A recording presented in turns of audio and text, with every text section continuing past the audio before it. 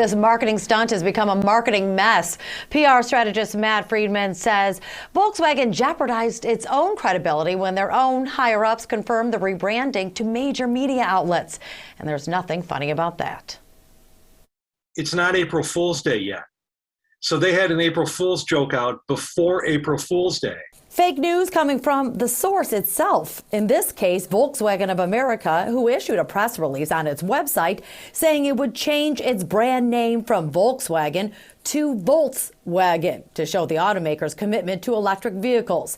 Now saying it was just an April Fool's joke. Those people confirm this as real.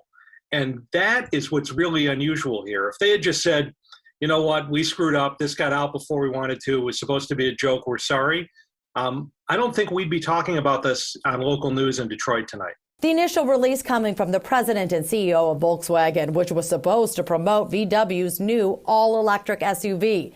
But Matt Friedman from Friedman and Tanner says the problem is some of the most credible automotive journalists around the world reported the name change, never knowing it was a media stunt. Their media relationships here have probably been damaged, and they need to fix those first.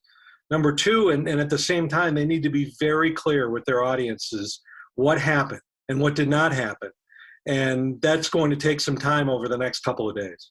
Friedman says the fake news release not the best choice for the automaker that has been working to repair the damage from the 2015 emissions scandal, where Volkswagen admitted it allowed diesel-powered vehicles to pollute the air. Bottom line, Volkswagen is trying to move toward electric mobility, but the automaker is not going to change its name to do it. I understand why they might want a fun take to try to stand out in what's becoming a really crowded environment with electric vehicles. The challenge is they came up with a stunt that was risky to begin with, and they blew it. It was a bust. And instead of admitting it and moving on, they tried kind of covering it up, and it made it much worse. Now, Friedman doesn't predict long-term damage with consumers. The product history, he says, will speak for itself. The damage control will have to be with the journalists who report on these vehicles. Monica? Yeah, the public does its research, and it depends on what the media reports when they're trying to determine what kind of car they want to buy. Exactly. And Friedman says automakers spend a lot of money on media relations to make sure they are well represented.